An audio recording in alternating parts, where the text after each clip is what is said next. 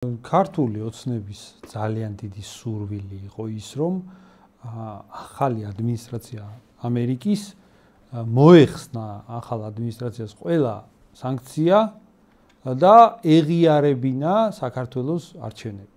საქართველოში აი ამ მთავრობის ლეგიტიმაცია ეღიარებინა, რაც რისი მოლოდინიც ჰქონდა ქართულ ოცნებას, მაგას აჟღერებდა ყველანაირად, რაც აკეთა ქართულმა ოცნებამ გარემო შექმნა ისეთი, რომ სხვა ალტერნატივის, სხვა არაფერი არ განეხილა ამერიკის ადმინისტრაციას, მაგრამ ფაქტია, რომ არავინ საკითხს ეგრე არ აყენებს ქართული ოცნება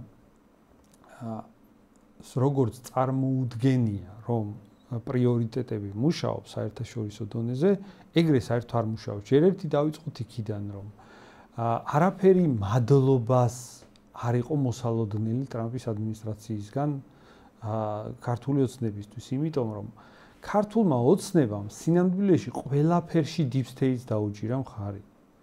რა გაგებით, deep state-ის პოლიტიკა ატარა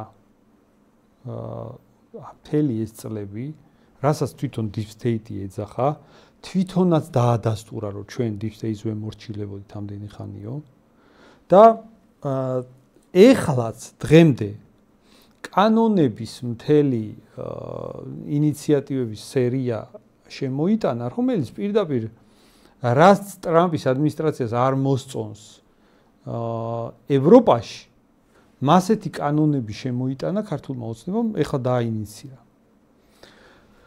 ხო და თავისთავად ცხადია, რომ ქართულმა ოცნებამ არაფერი ისეთი პირობა არ შექმნა, რაც ამ ახალ ადმინისტრაციას გაუადვილებდა, ან საერთოდ რაღაცნაირად აი ქართული ოცნებისთვის სასარგებლო განცხადებას გააკეთებინებდა. სინამდვილეში გაიუარეს ამ მდგომარეობა და რას გულისხმობ? ქართულმა ოცნებამ აი საქართველოში ხო საერთოდ ეს პოლიტიკა არის მორევაზე. საქართველოში ხო პოლიტიკა არ არის რაღაც დებატების პროცესი, არ არის რაღაც არჩევის პროცესი. საქართველოში არის ყველას მოერია, ვიღაც ყველაზე მეტი ფული აქვს, დანარჩენი ცემა.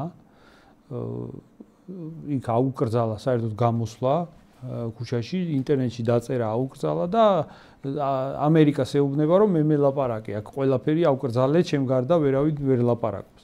ხო და ასეთი მოცემულობა რახან არის, აქ საქართველოში შეიძლება გონიათ ის, რომ იქიდან რა თქმა უნდა დაელაპარაკებიან, იმიტომ რომ ძალიან აღელვებთ საქართველოსთან ლაპარაკი, მაგრამ სინამდვილე არის ის, რომ საერთოდ არ იყო მოსალოდნელი ამერიკის ტრამპის ადმინისტრაციისგან ყოველ შემთხვევაში ნაკლებად სავარაუდო იყო ის, რომ ქართულ ოცნების მხარეს დაიჭერდა ტრამპის ადმინისტრაცია. ეგ იყო ნაკლები შანსი იყო. სხვათა შორის აი ბოდიში ირაკნი რაც შეეხება მოლოდინებს, ტრამპი სხვათა შორის საკმაოდ ისეთი კაცია, აი ბოღმიანი კი არა.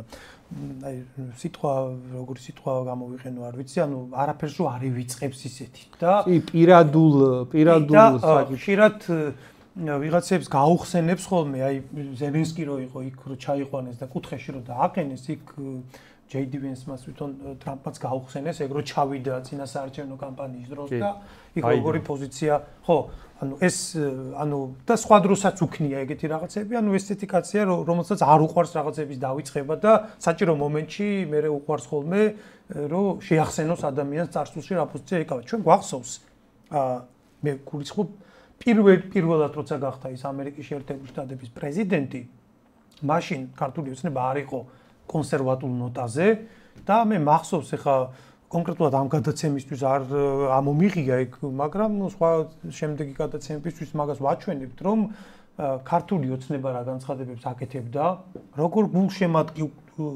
გულშემატკივრობდა ტრამპის მოწინააღმდეგეს კი არა, მტრებს პირდაპირ მოსაკლავად რო დაძდევდა იმ ხალხს, რა სიუჟეტებს აკეთებდა სახელმწიფო ტელევიზია, ყველა ვიცით ახლა რომელსაც გულისხმობ, როგორ აცხადებდა, ან როგორი აი ანტი ტრამპისტული კამპანია გამძვინვარებული მიდიოდა და მე მაგალითად ეხა შეთქმულების თეორიები არ მიყვარს, მაგრამ ეს ეხა რატოა შეთქმულების სულ არ გამოვრიცხავ, რომ ეს იქ ახსოვდეთ და სულ არ გამოვრიცხავ, რომ დობის ფაქტორი ისედაც არავის არ ენდობა ტრამპი რატო უნდა ენდოს ვინმეს, მაგრამ დობის ფაქტორი ამ ყველაფრის გათვალისწინებით საერთოდ ნულამდე იყოს დასული და ქართულ ოცნებაში ხა თუ გონიათ რომ როგორც აქ ხალხის მოტყუება გაზდით რომ დღეს კონსერვატორი ხარ ხვალ ლიბერალი მასზე კიდევ ანუ პოლიტიკური ტრანსგენდერიზმი როგორც შიგნით მუშაობს ესე იმუშავებს ქვეყნის გარეთაც ხო ალბათ ესეც ერთ-ერთი დიდი შეცდომაა რაც ამ ხელისუფლებამ ვერ გათვალა და თქვათ ვერც ეხა ვერ მიხვდა სინამდვილეში რა ხდება ოღონდ ისიც უნდა ითქვას რომ ქართული ოცნება საერთოდ არ არის რაღაცა გეგმას არასრულებს. ქართულ ოცნებას არ აქვს გეგმა. ქართულმა ოცნებამ არ იცის რა უნდა გააკეთოს. ეგ არის მნიშვნელოვანი კომპონენტი. ქართულ ოცნება არის დასავლეთის მხრიდან კრიტიკის და შემოტევის ქვეშ. ქართული ოცნება ცდილობს რომ დასავლეთთან დაალაგოს. და ცდილობს რომ ისეთი ნაბიჯები გადადგას რომ ყველას დაუმტკიცოს რომ ძალაუფლება საქართველოში მისია. მათ შორის საგარეო ძალებსაც დაუმტკიცოს ყველას რომ ქართული ოცნებაა აქ მართველი ჯგუფი და რამენაირად აღიარებინოს დასავლეთს არჩევნები და არჩევნების შედეგები. ამას ცდილობს ქართული ოცნება და ძალიან უნდა რომ დასავლეთმა ეს გააკეთოს და აღიაროს, მაგრამ ფაქტი ის არის, რომ არასაკმარისად მნიშვნელოვნად მიაჩნია დასავლეთს საქართველოსთან ურთიერთობაც, აღიარებაც და ეს ყველაფერიც არასაკმარისად მნიშვნელოვნად მიაჩნია ტრამპის ადმინისტრაციაც რომ მოვიდა ქართულ ოცნების მიმართ არის მხოლოდ კრიტიკული განცხადებები. კარგი განცხადება არ გაგვიგია. ხო? და ეგ მეტყველებს იმაზე, რომ საქართველოს საერთაშორისო თვალსაზრისით არის ძალიან რთულ მდგომარეობაში. საქართველოს არ ყავს არც ერთი მხარე მოკავშირე.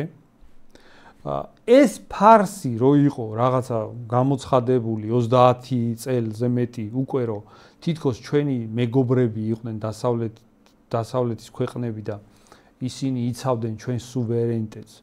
ეს ყველაფერი გაირკვა რომ ტყუილია.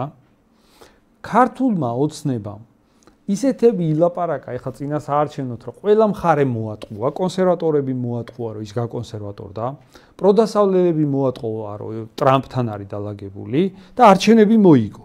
ხო? არჩევნებმა გადაიარა, ეხლა ირკვევა რას დრო გადის რომ არ გაკონსერვატორებულა, ირკვევა რომ არ არის დალაგებული ტრამპთან, ასეთი რაღაცები ირკვევა.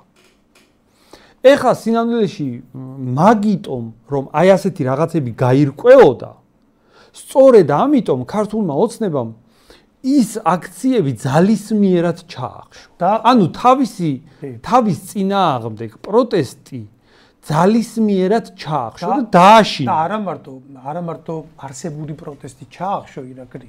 ამის პარალელურად რას აკეთებს ვერბალურ ნაწილში, ესეც მნიშვნელოვანია, ხო? აი პარლამენტში, სადაც ეხა ეს პრაქტიკულად მარტოა, რას აკეთებს, ხო? ქართული ოცნება ცოტა შეშინებულია ჩემი აზრით. და პერსპექტივაში ხედავს გამოწვევებს, რაც მას როგორც პარტიას დაემუქრება ტყუილების გამო, ყველა ტყუილს, ადრე ტყუილი საერთოდ რატო ეგეთი გამოთქმა, რომ მოკლე ფეხები აქვს. ტყუილი ალოგიკურია და ძალიან ახლო პერსპექტივაში ჩიხში შედის ხოლმე.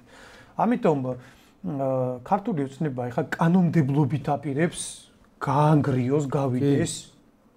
მანიცის რომ ტყუილებს მოყვება უკმაყოფილება, მანიცის რომ უკმაყოფილება ადრე თუ გვიან მე გადადის ხოლმე იმდენად აუტანილ რეალობაში რომ ადამიანები იძულებული ხდებიან რაღაცა მოიმოქმედონ, თუნდაც მშვიდობიანი ფორმით ქუჩაში გამოვიდნენ, ან ქუჩაში გამოსვლაც რო არ იყოს, არჩევნებიც მოვა ბოლო-ბოლო, ხო? და ქართულმა ოცნებამ იცის რომ ეს პროტესტი თუნდაც საარჩევნო ყუთთან გამოიხატოს. ეგეც მისთვის ძალიან ცუდი შედეგების მომტანი, ამიტომ ქართული ცნება წინსწრებად იმზადებს პლაცდარმს. აი რა კანონებსაც ახლა აინიცირება. პირველად პარტიების აღძარვის კანონს იღებენ, ხო? ანუ ეს არის კვირის მოსინჯვა და მე ახლა კანონის ინტერპრეტირებას რა უნდა, ხო? იქ რასაც ჩაწერენ, მიუსადაგებენ ნებისმიერს ჩაიდინა კონკრეტულად ის ქმედება თუ არ ჩაიდინა. ერთი მომენტია კიდევ მნიშვნელოვანი. ჩვენ დავიწყეთ ქართულ ცნებას რა გათვლები ქონდა წინასაარჩევნო რას ემყარებოდა მისი ოპტიმისტური სცენარი, ეგ ტრამპის გაპრეზიდენტებას, რაც კი ბატონო მოხდა და მერე გადათვირთვას გარდაუვალს. ნუ ეს არ ხდება. ეს ყველაფერი დამოკიდებულია, ანუ უკრაინაში ომის დასრულება არ დასრულება დამოკიდებულია ვაშინგტონისა და მოსკოვის მოლაპარაკებებზე. თუ ეს მოლაპარაკებები შედგა და მხარეები შეთანხმდნენ ომის დასრულებაზე, რა თქმა უნდა, ეს გვაძლევს უკვე იმ ვარაუდის საფუძველს, რომ საქართველოსაც შემცირდება ზეწოლა. რატო? იმიტომ რომ თუ ომი არ იქნება, ცხადია ჩვენგან ომში ჩართვას ვერ მოითხოვენ, ხო? მაგრამ თუ მოლაპარაკებები ჩაიშალა და ვერ შედგა, დიდია იმის შანსი, რომ კონფლიქტი გამწვავდეს. შესაბამისად, შესაძლოა ვაშინგტონს დაჭირდეს საქართველო როგორც დესტრუქციული ინსტრუმენტი მოსკოვის წინააღმდეგ.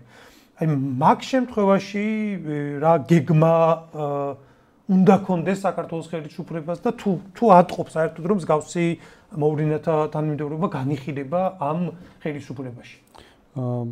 ეგ ძალიან მნიშვნელოვანია რომ თუ უკრაინის ომთან მიმართებაში რუსეთ-ამერიკის შეთანხმება ვერ შედგება, ეგ მართლაც ნიშნავს დიდ საფრთხეებს. საფრთხეებს უკრაინისთვის, საფრთხეებს საქართველოსთვის და პირველ რიგში ჩვენ თავზე რომ ვიფიქროთ, ეგ ნიშნავს იმას, რომ საქართველოში მართლაც ამერიკამ შეიძლება კიდე რაღაც დაძაბულობის კერა მოინდომოს რომ იყოს. და მაგაზე რამდენად ფიქრობს ქართული ოცნება, ეგ არ ჩანს არაფერში. არა, ყოველ შემთხვევაში ვერ ვიტყვით იმას, რომ ფიქრობს, იმიტომ რომ ან არ ფიქრობს, მაგასაც ვერ ვიტყვით, იმიტომ რომ არაფერში არ ჩანს ეგ. არც ერთ მათ ნაბიჯში, არც ერთ მათ პოლიტიკურ ნაბიჯში არ ჩანს მათი შორს მჭრეტელი პოლიტიკა. ყველა ნაბიჯი ქართული ოცნების, რაღაც ნებისმიერი გადაწყვეტილება არის ძალიან მოკლევადიანი, საკმაოდ ცხოველური ინსტინქტების დონეზე მიღებული გადაწყვეტილება. არაფერი არ ჩანს რაღაცა გათვლილი და გეგმა ზომიერი.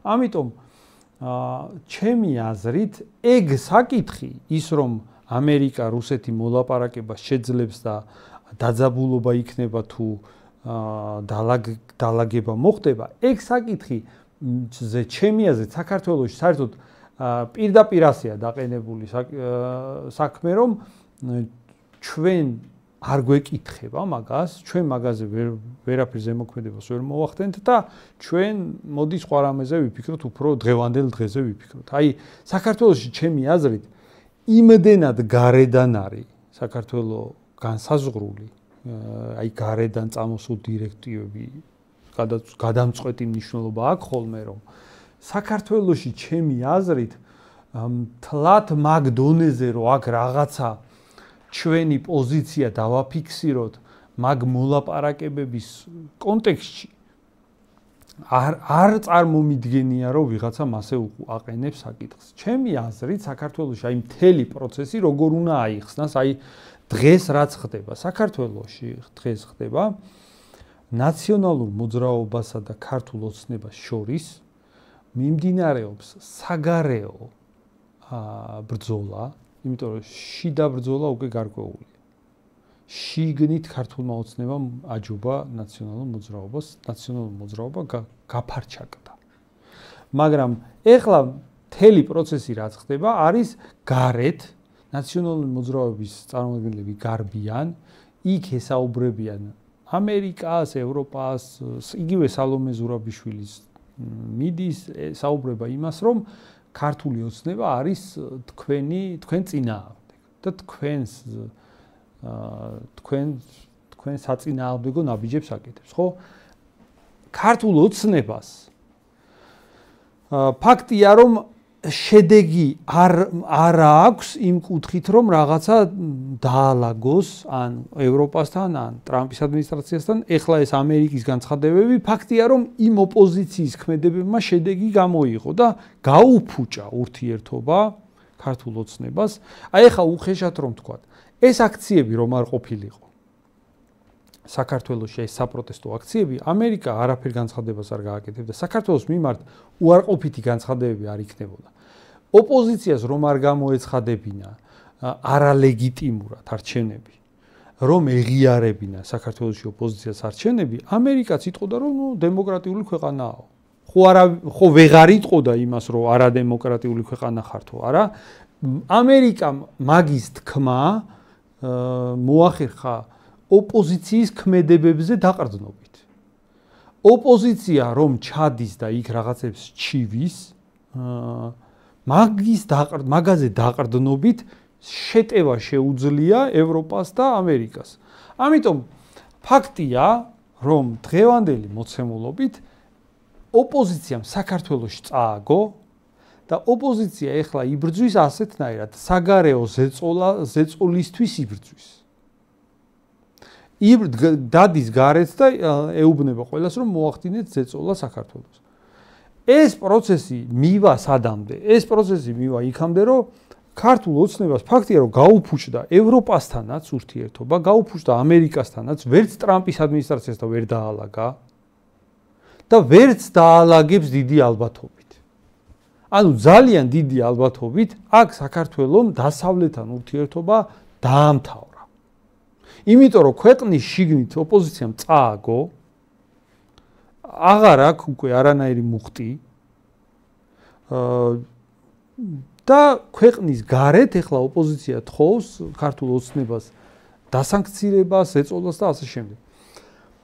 თუ ქართულ ოცნებაში მზად არიან ქართულ ოცნების გუნდი და ქართული ოცნების ამომრჩეველი, თუ მზად არის იმ სცენარისთვის რომ ამერიკაც და ევროკავშირიც საქართველოსთან ურთიერთობებს მხოლოდ გააფუჭებს და აღარ გააუმჯობესებს თუ ამისთვის მზად არიან მაშინ ეგ ნიშნავს იმას რომ რა თქმა უნდა რთული ვითარება იქნება რა თქმა უნდა დასავლეთის ზეწოლა არ იქნება მარტივი გადასატანი მაგრამ თუ ამისთვის მზად არის მთელი ქართული ოცნების ამომრჩევლიანად ყველა შესაძლებელია გადატანა. მაგრამ მე ეჭვი მაქვს იმის რომ არ არის მზად. არ არის ამისთვის მზად არც ქართული ოცნების გუნდი, არც ქართული ოცნების ამომრჩეველი. იმიტომ რომ ქართული ოცნება მაგისთვის მზად რომ იყოს დღევანდელი მათი რიტორიკა სხვანაირი იქნებოდა. ისინი უფრო ღიათ ილაპარაკებდნენ ამ საკითხებზე, უფრო მარტივად ილაპარაკებდნენ, უფრო გასაგებიენით ილაპარაკებდნენ. იმიტომ უწევს ქართულ ოცნებას რაღაც deep state-ების ძახილი. იმიტომ უწევს იმის ლაპარაკი, რომ ტრამპთან სინამდვილეში დალაგებული ვართ, ხახო ნუ გეშინიათ, რომ მისივე ამომრჩეველს ეშინია.